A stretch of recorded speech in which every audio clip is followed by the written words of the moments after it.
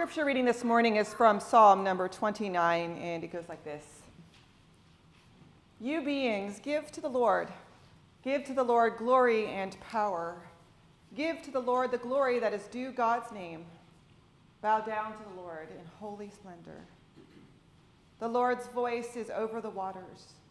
The glorious God thunders. The Lord is over the mighty waters. The Lord's voice is strong. The Lord's voice is majestic.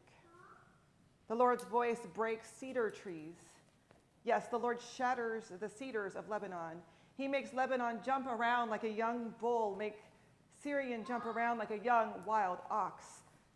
The Lord's voice unleashes fiery flames. The Lord's voice shakes the wilderness. The Lord shakes the wilderness of Kadesh. The Lord's voice convulses the oaks, strips the forest bare, but in his temple everybody shouts, glory. The Lord sits enthroned over the floodwaters. The Lord is king. Let the Lord give strength to his people, and let the Lord bless his people with peace. This is the word of the Lord. Thanks be to God. Nature is an insanely powerful thing. It's an insanely powerful thing. I don't know what your news apps have looked like for the last week, but mine have been full of stories about the weather. I was joking with Paul, I think everybody in the nation knows what the weather's going to be like for the next couple days in Iowa, right? He said his friends have been sending him pictures from Iowa of snow that's like, what, six inches, did you say? Something like that? That's a powerful storm, and it's shaping our reality. It's going to have effects on our reality. We've been watching the weather as it comes, and all the school children are praying that the weatherman is right and it will snow Monday night, right? Not just the school children. I know a teacher or two who are also praying for snow Monday night. Because it's a short weekend, and that means they're only have to work 2 days this week, right? Weather is a powerful thing. My dad's father, Grandpa Glasser, grew up in Ray, Colorado. Ray, Colorado is a little itty-bitty town. It's maybe 500 people, and it is in the part of Colorado that's not the pretty part. You know, there's the mountains of Colorado that we all think about, the Rocky Mountains, which are gorgeous and lovely and wonderful, but my grandfather grew up 5 miles from the Nebraska border, and nobody goes to Nebraska for a scenic holiday. From his childhood house, you look out and you can see Nebraska, and like 100 more miles of Nebraska. He grew up where there were cowboys and ranches and things. There is one hill in Ray, Colorado that you can walk up and sit on. And my grandfather used to tell the story of going and sitting on this hill and watching the weather come. There's nothing like watching the weather come. You may have seen this in the mountains where you can watch a storm come up the mountain, but there's nothing like watching weather come over the plains because you can see it for hours coming your direction. He would sit up on top of the hill and watch the rain and the storms and the wind come. Thunder clouds, dark. He could see the sun. It was shining and bright and wonderful. There was enough time for him to watch the snow come and then walk home to his house. He used to go up on that hill and watch the storms come. He died when I was 14. And so I never got to ask him this question. But a few years ago, my family and I went to Ray, Colorado to visit the family homestead. Nobody lives in Colorado anymore, but we went and visited. And we walked up on the one hill in Ray, Colorado. And I sat on the hill where my grandfather sat, and I looked to my right. And on this one hill is the cemetery. So he used to go and watch the storm comes while sitting in the cemetery, and I imagine next to the tombstone of his brother, his older brother who died when he was 14 of a brain aneurysm. They were walking down the road together, my grandfather at the time, just 8, and his older brother who he admired, when his brother just fell and died. And I've always wondered since then if he went and watched the storms, not because he was afraid, but not because it made him feel for a moment a connection with his brother. We have this morning a story of a psalmist who went out and watched the storm come. Who went out into nature and watched the storm come. Now, the Old Testament goes to great pains to make sure that we know that God is not the weather. God is not the weather, right? Every other god in the Old Testament is running around being the weather. We heard of Elijah and the prophets of Baal, right? Baal was the thunder god. So when you displeased Baal, thunder came, right? Or Zeus, the lightning god, who literally sent lightning bolts at people who were causing trouble. All the gods in the Old Testament are nature. If something bad happens, it's because you did something wrong. The Old Testament goes to great pains to remind us that God is not the weather. God is in the weather. God is in the burning bush.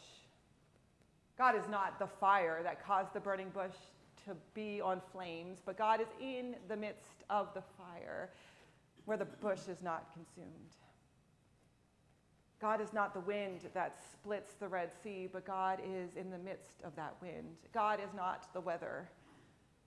And the Old Testament goes to great pains, and so this is the only psalm where you hear the psalmist talk about thunder and lightning. The only psalm where we hear the psalmist say that God is in the midst of the thunder, that God speaks with the voice of thunder, that God's voice is so powerful it strips the bark off of the trees. And you can just imagine him standing in the forest watching the wind come, and what must have been in his heart. What must have been in the psalmist's heart as he watched the wind come. God is not the weather. We don't get to choose the events that happen in our lives. We don't get to choose what happens to us. We don't get to choose what families we were born into. We don't get to choose what happens to those families over time. We don't get to choose many of the things that happen in our lives. And the truth is that all of us have thunder and lightning. All of us have days and times and years where the thunder and the lightning comes and it rains and we don't know why. Jesus tells his disciples that the rain falls on the just and the unjust. That the rain falls on the fields of all farmers, whether they're just or unjust. And that used to make me really angry because it seems like the just should get more rain. If you're living your life right, you should get more rain, right? The rain falls on the just and the unjust. The thunder and the lightning come for the just and the unjust. We all have those moments, those days, those years where it seems like all we have is thunder and lightning. That all we have is the wind and the rain. Sometimes we have moments where we can sit in a field and watch the storm come. And it happens to every one of us, just or unjust. I was sitting after the funeral yesterday and talking to some folks, and I was reminded by one of our wise members that all of us carry this baggage of our childhood. That some of us had unusual childhood. I moved every 2 years, which is not a normal childhood for lots of people, I would assume. All of us have stuff we bring with us from our childhood. All of us experience those things of life. All of us have tragic losses. All of us have joyous moments. The rain falls on the just and the unjust, and it doesn't have anything to do with whether you're worthy or not, or what you have done or not. It doesn't matter if you're a good person or a bad person. It doesn't matter where you walk or what you do. Experiences will come. Storms will come. And you didn't cause them. You didn't bring them upon you. You did not bring the rain. It falls on the just and the unjust. So we don't get to choose whether the storm comes, but we do get to choose in the midst of the storm how and why. How and why. How do we see God in the midst of that storm? We can choose to blame God for the storm. That's really easy to do. We can say, well, God sent this to me. God is punishing me for something, or God is angry about something. But the truth is that God is not the storm. God is not the thunder and the lightning, but God speaks from the midst of the thunder and the lightning. And we can choose whether or not we hear God's voice in the midst of that.